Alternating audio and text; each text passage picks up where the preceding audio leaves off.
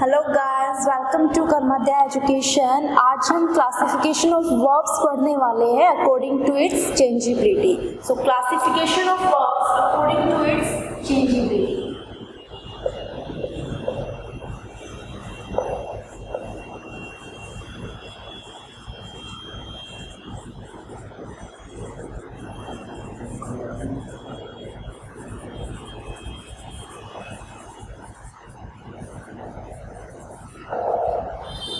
Friends, changeability के according verbs को हम लोग दो पार्ट्स में क्वालिफाई कर सकते हैं, दो पार्ट्स में क्लासिफाई कर सकते हैं। कौन कौन से दो पार्ट्स हमारे पास? That is finite verbs and non finite verbs. Finite verbs and non finite verbs. Changeability के रूल के अकॉर्डिंग हम लोग वर्ब्स को दो पार्ट्स में क्लासिफाई करते हैं, finite verbs and non finite verbs. Finite verbs हमारी कौन सी वर्ब्स होती हैं? ऐसे वर्ब्स जिन पर सब्जेक्ट या टेंस के अकॉर्डिंग इफेक्ट आता है, यानी कि सब्जेक्ट के सिंगुलर या प्लूरल होने से उन टेंसेस पर इफेक्ट दिखाई दे, टेंस के चेंज होने से उन वर्ब्स में इफेक्ट दिखाई दे। That is called finite verbs. Means verbs that change according to subject, verbs that change according to subject of a sentence are called finite verbs. उन verbs को हम लोग finite verbs बोलते हैं। इसके कुछ एग्जांपल्स मैं आपको दे रही हूँ finite verbs को क्लियर करने के लिए।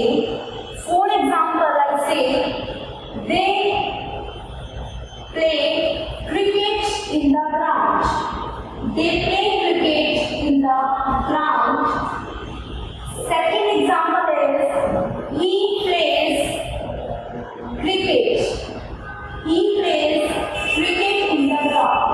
इन दोनों ही सेंटेंसेस में क्या डिफरेंस है? हमारा सेंटेंस में सब्जेक्ट था they, that is a plural subject. हमारे पास फर्स्ट एग्जांपल में हमने प्लूरल सब्जेक्ट लिया है दे, उसके साथ वर्ब का यूज किया गया है main verb that is play, first form of the verb play. उस फॉर्म में यूज किया है subject plus first form of the verb plus object. ये सेंटेंस किस टेंस में है हमारा? That is present indefinite tense. क्योंकि हम लोग जानते हैं प्रेजेंट इंडेफिनिट टेंस का रूल क्या होता है हमारे पास? Subject plus first form of the verb according to subject. अगर सब्जेक्ट हमारा प्लूरल होता है तो वर्ब की फर्स्ट फॉर्म यूज करते हैं। लेकिन नेक्स्ट सेंटेंस में हमने सब्जेक्ट लिया है ही, दैट इज सिंगुलर सब्जेक्ट। हमारे पास एक सिंगुलर सब्जेक्ट है ही, सो प्रेजेंट इंडेफिनिट टेंस के अकॉर्डिंग ही यहाँ पर हमारे पास वर्ब्स हो जाती है place, that is first form of the verb plus S और ईएस। प्रेजेंट इंडेफिनिट टेंस क्या कहता है हमारे पास रूल के अकॉर्डिंग? अगर सब्जेक्ट सिंगुलर है तो हम लोग मेन वर्ब में first form of the verb के साथ एस और ईएस का यूज करते हैं। तो यहाँ पर सब्जेक्ट सिंगुलर होने की वजह से हमने first form of the verb के साथ एस और ईएस का यूज किया है। क्रिकेट ऑब्जेक्ट, अगेन कौन सा टेंस का सेंटेंस है हमारा? Present indefinite tense. अब आप यहाँ पर देखिए जो ये मेन वर्ब थी हमारी प्ले, उसमें हमने एस और ईएस नहीं लगाया क्योंकि ऊपर वाले सेंटेंस में हमारा जो सब्जेक्ट है वो प्लूरल सब्जेक्ट है, जबकि नीचे वाले सेंटेंस में जो हमने वर्ब की फर्स्ट फॉर्म के साथ एस लगाया है, वर्ब की फर्स्ट फॉर्म प्लस एससीएस, किसके अकॉर्डिंग? ही, जो कि सिंगुलर सब्जेक्ट का। मतलब कि ये कैसी वर्ब्स है दोनों की दोनों हमारी, जिस पर सब्जेक्ट के सिंगुलर या प्लूरल होने का इफेक्ट हमें दिखाई दे रहा है। ये हमारी होती है फाइनाइट वर्ब्स, जो कि सब्जेक्ट के सिंगुलर या प्लूरल होने से इफेक्ट होती है। Finite verb a verb that changes according to subject of a sentence. Subject singular है तो वर्ब चेंज हो रही है, सब्जेक्ट प्लूरल था तो वर्ब चेंज हुई थी हमारी। ऐसे ही फॉर एग्जांपल मैं आपको एक और एग्जांपल देती हूँ। He is writing a letter. He is writing a letter. And second sentence I am giving you. They are writing a letter. They are writing a letter. In both these examples, again we can say helping verb हमने यहाँ पर is का use किया है, present continuous is M और are use किया जाता है अकॉर्डिंग टू सब्जेक्ट। हमने हेल्पिंग वर्ब इज का यूज किया अकॉर्डिंग टू सिंगुलर सब्जेक्ट। हमारा ही यहाँ पर कैसा सब्जेक्ट है, दोबारा से सिंगुलर सब्जेक्ट है, उसके अकॉर्डिंग हमने यूज किया हेल्पिंग वर्ब इज का। जबकि नेक्स्ट एग्जांपल में हमने हेल्पिंग वर्ब यूज की है आर, हमने हेल्पिंग वर्ब यूज की है आर, क्योंकि इसमें सब्जेक्ट हमारा कैसा था, प्लूरल सब्जेक्ट था। यानी कि दोबारा से हम कह सकते हैं कि जब सब्जेक्ट सिंगुलर था तो प्रेजेंट कंटीन्यूअस टेंस में ही हमने वर्ब लगाई है इज, जबकि सब्जेक्ट प्लूरल होने पर हमने वर्ब लगाई है आर। दोनों ही एग्जांपल्स हमारे किसके हैं, प्रेजेंट कंटीन्यूअस टेंस के एग्जांपल्स हैं हमारे, लेकिन दोनों में हमने क्या देखा, वर्ब पर किस चीज से इफेक्ट आया है, सब्जेक्ट के सिंगुलर या प्लूरल होने से। ये होते हैं हमारी फाइनाइट वर्ब्स। यहाँ पर इज या आर हमारे दोनों ही किसके एग्जांपल्स हैं, फाइनाइट वर्ब्स के। सिंपली अगेन मैं आपको एक बार डिफाइन कर देती हूँ, फाइनाइट वर्ब्स कौन सी होती है हमारी, ऐसी वर्ब्स जो बदल जाती है किसके according, according to subject of a sentence. मतलब सेंटेंस में हमारा सब्जेक्ट सिंगुलर है, प्लूरल है, उस चीज का इफेक्ट हमें वर्ब पर दिखाई देता है, वो वर्ब हमारी कहलाती है फाइनाइट वर्ब्स। आई होप यहाँ तक आपको क्लियर है।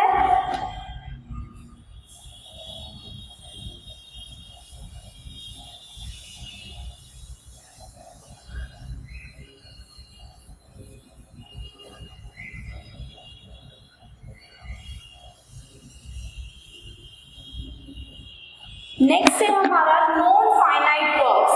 नॉन फाइनाइट वर्ब्स कौन सी होती है फ्रेंड्स हमारी, the verbs that do not change, verbs that do not change according to subject or tense of a sentence। किसी भी सेंटेंस के टेंस या सब्जेक्ट से जिन वर्ब्स पर कोई असर नहीं पड़ता है, वो वर्ब्स हमारी कौन सी वर्ब्स कहलाती हैं friends, non finite verbs. They are called non finite verbs. ऐसी वर्ब्स जिन पर सब्जेक्ट या टेंस के चेंज होने से कोई असर नहीं आता है, कोई इफेक्ट नहीं दिखाई दे, वो वर्ब्स हमारी नॉन फाइनाइट वर्ब्स कहलाती हैं। They remain same in a sentence. For example I से he wanted to help me, he wanted to help me। Second sentence में आपसे कहा he wants to help me, he wants to help me। दोनों sentence में अगर हम tense की बात करते हैं, so he wanted to help me, ये सेंटेंस हमारा है पास्ट इंडेफिनिट टेंस का। This is his past indefinite tense, he wanted to help me। Sentence में सब्जेक्ट क्या है हमारा, he। This is our subject he। past indefinite tense था तो हमने verb को यूज किया है second form of the verb, that is verb का second form wanted। he wanted to help me। this to help क्या है हमारे पास, to plus verb का first form। ये to plus verb का first form क्या होता है, हम अभी आगे बात करेंगे इसके बारे में। सेकेंड सेंटेंस है हमारा he wants to help me। this particular sentence is of present indefinite tense। ये सेंटेंस हमारा present indefinite tense का सेंटेंस है। सब्जेक्ट he है यहाँ पर, he हमारा सिंगुलर सब्जेक्ट था, इसलिए हमने वर्ब की फर्स्ट फॉर्म के साथ यूज किया है s का। Because present indefinite tense is subject plus verb की फर्स्ट फॉर्म प्लस s और es plus object। so he wants to help me। Again यहाँ पर to plus verb की फर्स्ट फॉर्म हमने यूज की है, यहाँ पर भी हमने to help यानी to plus v1 का यूज किया था। आप देखेंगे यहाँ पर टेंस के बदल जाने से कोई इफेक्ट नहीं आया हमारा इस वाले वर्ब पे, यानी कि जो वर्ब हमारे टेंस के अकॉर्डिंग चेंज हो रही है वांटेड और वांट्स, ये है हमारी फाइनाइट वर्ब। इस सेंटेंस में ये वर्ब है हमारी फाइनाइट वर्ब। सेकंड वाली जो है टू है, जिस पर कोई इफेक्ट नहीं आया है हमारा सेंटेंस में टेंस के चेंज होने से, ये है हमारी नॉन फाइनाइट वर्ब। अभी हमने बताया था आपको नॉन फाइनाइट वर्ब्स कौन सी होती है, the verbs that do not change according to subject of a sentence और tense of the sentence is called non finite verb. ऐसे वर्ब्स जो सेंटेंस में सब्जेक्ट के बदलने से या टेंस के बदलने से जिनके ऊपर कोई इफेक्ट ना दिखाई दे, वो हमारी होती है नॉन फाइनाइट वर्ब्स। बांट देते हैं, क्लासिफाई करते हैं 3 पार्ट्स में। अभी हम उस 3 पार्ट्स के बारे में बात करते हैं।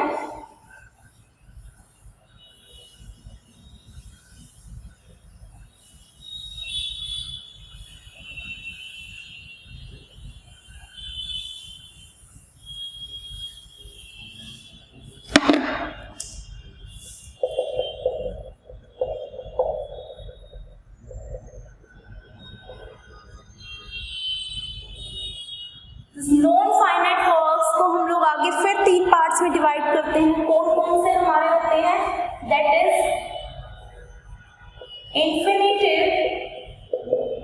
infinitive, second one is gerund and third is participle।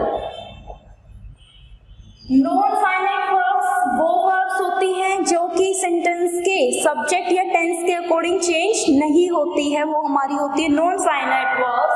और उन वर्ब्स को हम लोग 3 पार्ट्स में डिवाइड करते हैं। कौन कौन से हमारे 3 पार्ट्स होते हैं? दैट इज इन्फिनेटिव, gerund और पार्टिसिपल। इन्फिनेटिव हमारा होता है 2 प्लस वर्ब की फर्स्ट फॉर्म और वर्ब की फर्स्ट फॉर्म के रूप में। दैट इज 2 प्लस वर्ब का फर्स्ट फॉर्म और वर्ब का फर्स्ट फॉर्म के फॉर्म में हमारा होता है इन्फिनेटिव वाला पार्ट।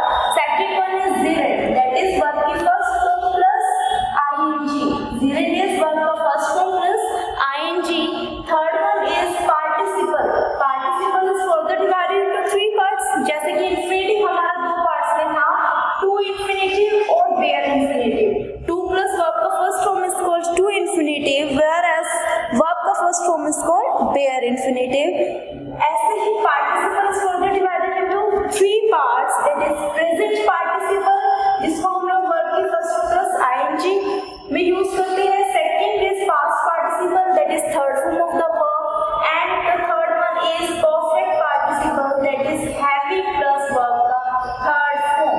ये हमारे होते हैं पार्टिसिपल्स। 3 पार्ट्स में है V1 प्लस ing, वर्ब का थर्ड फॉर्म, एंड हैवी प्लस वर्ब का third form participle. Now friends, अब बात करते हैं कि इन्फिनेटिव होता क्या है, gerund क्या है, पार्टिसिपल क्या होता है। So let's start with the very first one, infinitive वाला पार्ट। इसके लिए मैं आपको कुछ एग्जांपल्स देती हूँ।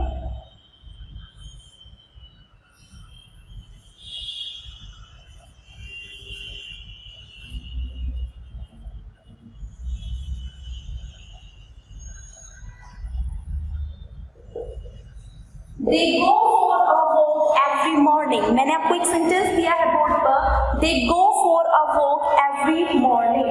My second example is they are, or we say they walk on the grass barefoot।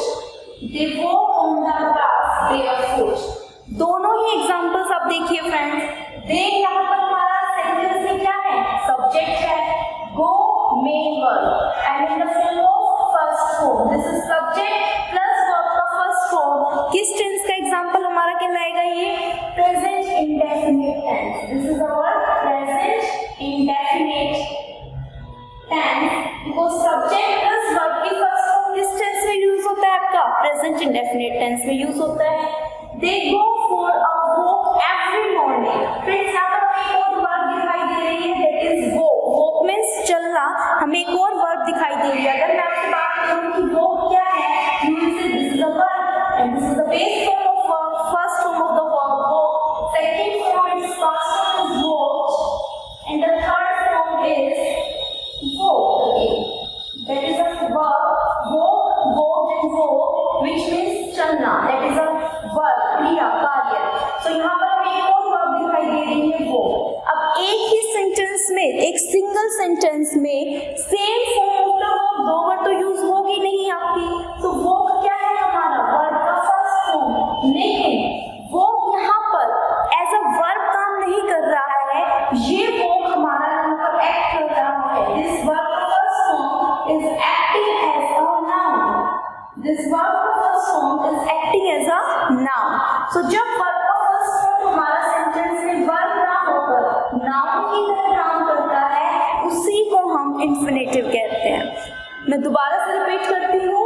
एक सेंटेंस में जब एक वर्ब का फर्स्ट फॉर्म वर्ब की तरह यूज ना होकर नाउन की तरह यूज यूज किया जाए तो उसे इन्फिनेटिव कहा जाता है। तो यहाँ पर हमारा जो वर्ब है, दिस इज वर्ब का first form, this is called infinitive और we call it bare infinitive, इसी को इन्फिनेटिव बोलते हैं।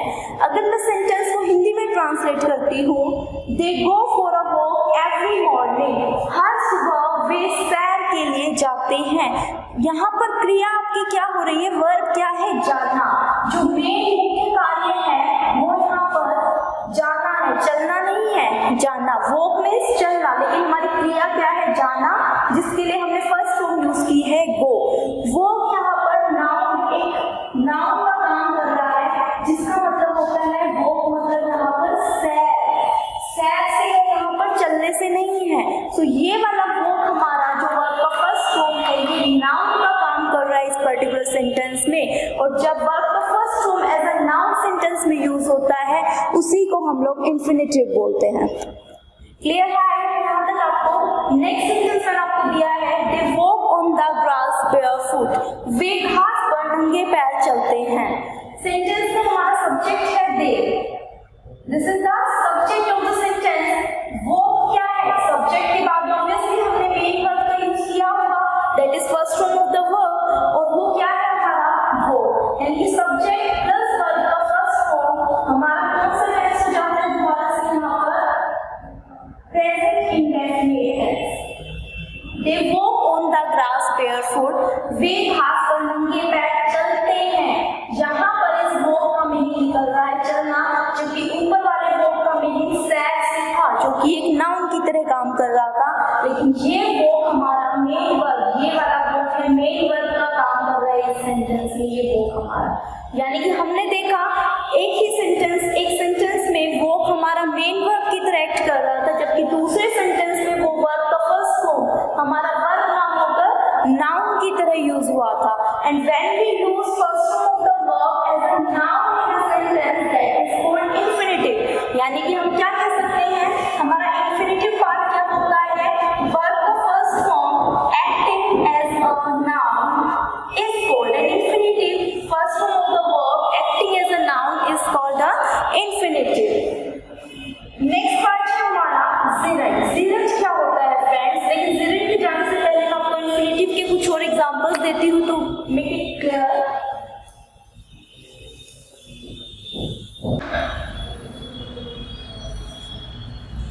They are enjoying a ride in the park.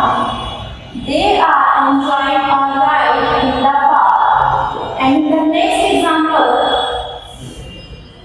I say she is riding a bicycle. She is riding a bicycle. Friends, अब आप जानते हैं, अगर मैं बात करती हूँ राइड की, तो ये भी क्या है हमारे पास अपने आप में एक वर्ब होती है। राइड में सवारी करना, सो राइड क्या है हमारे पास, एक वर्ब होती है। So ride is first form of the verb. यहाँ पर सेंटेंस में सब्जेक्ट क्या है हमारा, दे। दे के बाद हमने आर का यूज किया है। ये आर क्या है, हेल्पिंग वर्ब या मेन वर्ब? डेफिनेटली हमारा हेल्पिंग वर्ब है। किस टेंस का, प्रेजेंट कॉन्टिन्यूअस टेंस का। हमने मेन वर्ब पे यूज किया है हमारा enjoying, that is first form of the verb with ING. तो वर्ब की फर्स्ट फॉर्म के साथ आईएनजी का यूज हमने किया है। They are enjoying a ride in the park. अब देखिए दोबारा से यही राइड शब्द यहाँ पर भी लिखा गया है, they are enjoying a ride in the park, लेकिन हमें हमारी मेन वर्ब मिल चुकी है। तो ये वाला जो राइड है, जो हमने बाद में देखा, ये सेंटेंस में मेन वर्ब की तरह एक्ट नहीं करेगा। This is first form of the verb but acting as a noun. Again same concept है, verb which is acting as a noun is called what, infinitive. So ये ride sentence में rides जो park में हम लोग लेते हैं, बच्चे पार्क में राइड्स लेते हैं, उसके लिए यूज हुआ है। ये वर्ब का काम नहीं कर रहा है, ये एज अ नाउन सेंटेंस में यूज हुआ है स्टूडेंट्स के लिए। So this ride is again infinitive. ये हमारा इन्फिनेटिव है, that is bare infinitive. Only verb कम first form. But in the next example we see she is the subject of a sentence.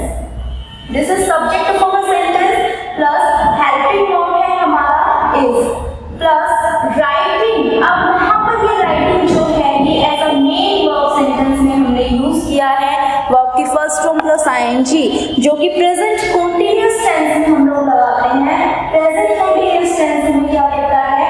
Present continuous tense से is the verb helping verb होता है, plus main verb में हम लोग first form plus ING का use करते हैं, fourth form of the verb का यूज करते हैं। तो ये राइटिंग यहाँ पर मेन वर्ब का रोल प्ले कर रहा है। So this is present continuous. But ऊपर वाले सेंटेंस में same right that was first form of the verb, वो वहां पर नाउन की तरह एक्ट कर रहा था, तो उसको हम लोग इन्फिनेटिव बोलते हैं। I hope this is clear to you. Infinitive मैंने आपको क्या बताया? एक वर्ब का फर्स्ट फॉर्म या टू प्लस वर्ब का फर्स्ट फॉर्म जब सेंटेंस में वर्ब की तरह एक्ट ना करके एक नाउन का काम करता है, नाउन का रोल प्ले करता है, तो उसी वर्ब को हम लोग इन्फिनेटिव बोलते हैं। फ्रेंड्स, इस वीडियो को हम यहीं तक रखते हैं। नेक्स्ट वीडियो में हम लोग जीरेंड और पार्टिसिपल के बारे में कंटिन्यू करेंगे।